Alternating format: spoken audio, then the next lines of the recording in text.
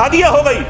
जिस अजमेर की दरगाह पे हर साल 10 साल से यही प्रधानमंत्री चादर भेजता है, उस अजमेर की दरगाह पे इन्होंने एप्लीकेशन लगा दी। अस्सलाम वालेकुम दोस्तों, अभी आप लोगों ने जो शुरू में एक मुस्लिम नेता का छोटा सा वीडियो क्लिप देखा है, ये वीडियो मैं आप लोगों को आगे पूरी दिखाने वाला हूं।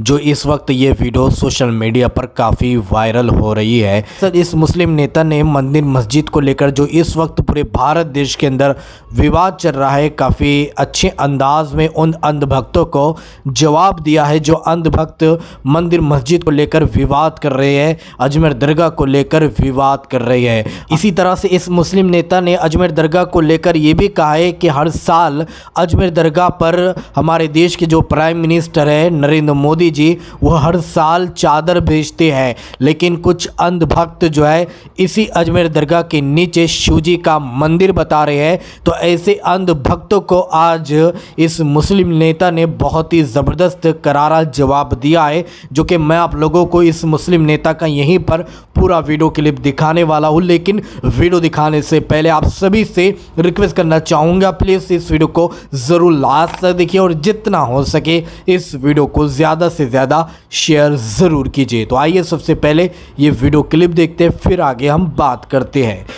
जिस अजमेर की दरगाह पे हर साल 10 साल से यही प्रधानमंत्री चादर भेजता है, उस अजमेर की दरगाह पे इन्होंने एप्लीकेशन लगा दी।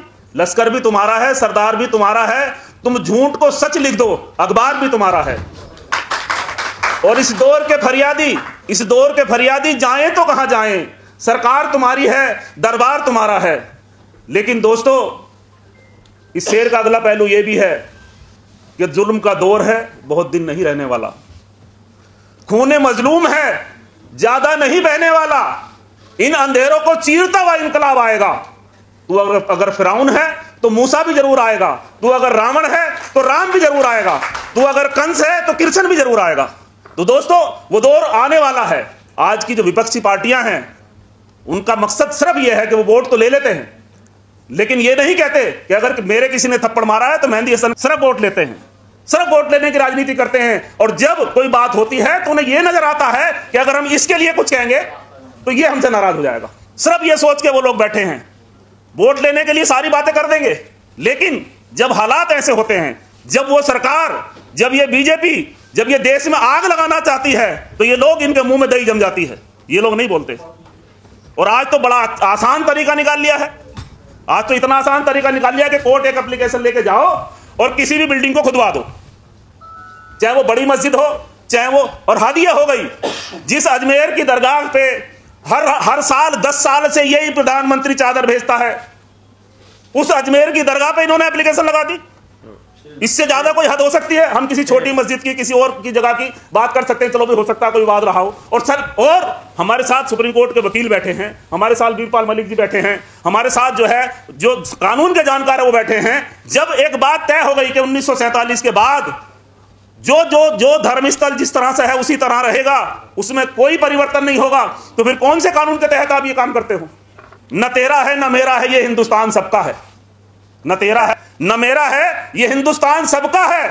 जो न समझी गई ये बात, तो नुकसान सबका है। यहां पर मिलती हैं नदियां जो दिखलाई नहीं देती, मगर महासागर बनाने में मगर नुकसान सबका है। जय हिंद, जय भारत, खुदा। बहुत बढ़िया। देखिए, जातिगत जनगणना कराना सरकार की हम मजबूरी कर देंगे, और जातिगत जनगणना इसलिए जरूरी है कि देश में अगर विकास कराना है तो जातिगत जनगणना बहुत जरूरी है। और आप बात कर रहे हैं कि जातिगत जनगणना सरकार नहीं कराना चाहती है, तो इसका मैं आपको सीधा सीधा जवाब दे देता हूँ। इसके 3 मुख्य कारण हैं।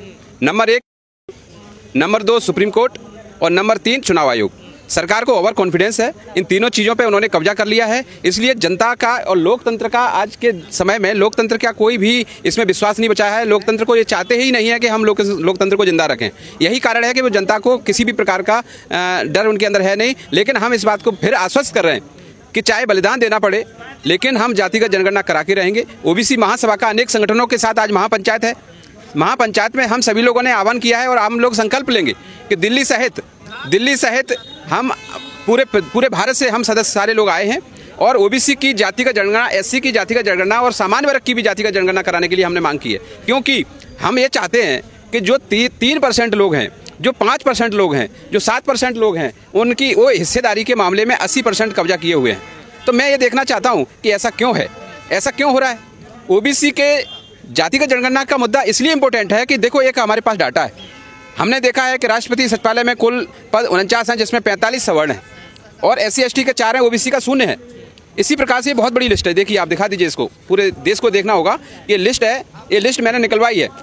इस लिस्ट कहा जा रहा है सर कि अगर जाति जनगणना होती है तो उससे जातिवाद बढ़ेगा देश में। जातिवाद अभी नहीं है क्या? जातिवाद अभी नहीं है, अभी जातिवाद बढ़ा नहीं है। जातिवाद कम मिल रहा है। कोई तिवारी लिख रहा है, कोई चौबे लिख रहा है, कोई छठे लिख रहा है, कोई सातवें लिख रहा है। ये क्या जातिवाद नहीं है? जातिवाद के नाम पर शोषण हो रहा है। और जब जाति की जनगणना हो जाएगी, उनको हिस्सा मिल जाएगा, उनको राजनीति में हिस्सा मिल जाएगा, उनको सामाजिक हिस्सा मिल जाएगा, तो उनको ताकत मिल जाएगी।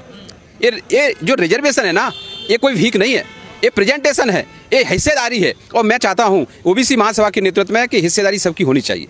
इसमें दिक्कत क्या है सरकार को? क्या प्रॉब्लम है सरकार को? क्यों नहीं देना चाहती हिस्सेदारी?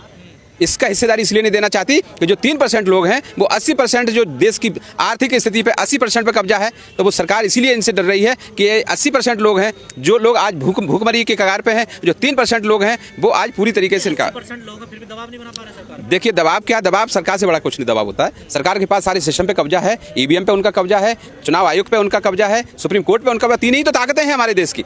आप जैसे मीडिया साथी हैं, आप देखिए, मैं नहीं लगा रहा हूँ, पूरा देश आरोप लगा रहा है।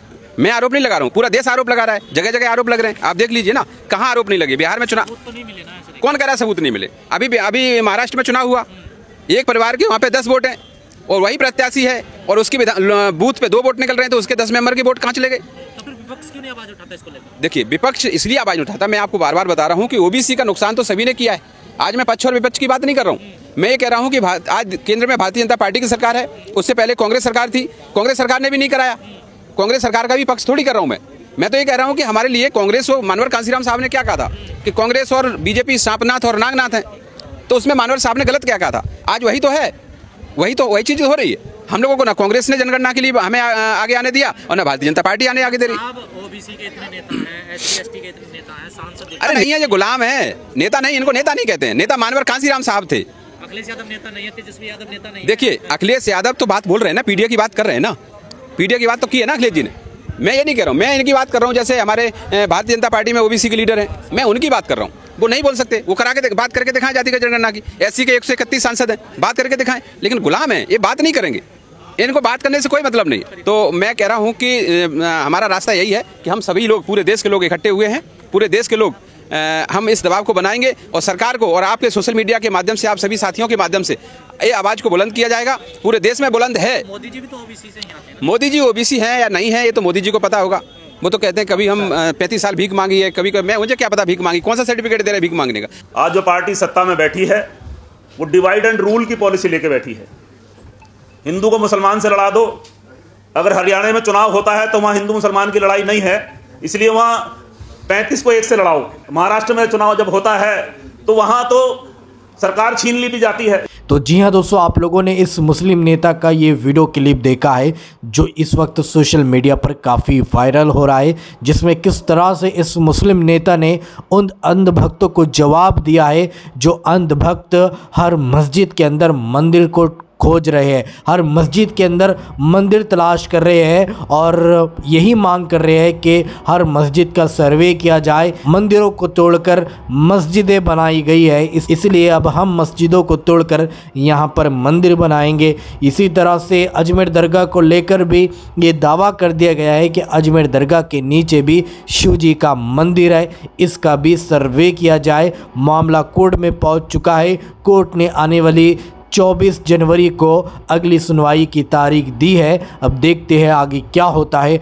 दोस्तों, इस पूरे मामले को लेकर आप किस नज़रिए से देखते हैं तो कमेंट में अपनी राय लाजमी बताइएगा। तो चलिए दोस्तों, इसी तरह की इन्फॉर्मेशन लेकर आपकी खिदमत में एक बार फिर से हाजिर होंगे। जब तक अपना ख्याल रखिए और अपने इस भाई को अपनी दुआओं में याद रखिए। अल्लाह हाफिज़।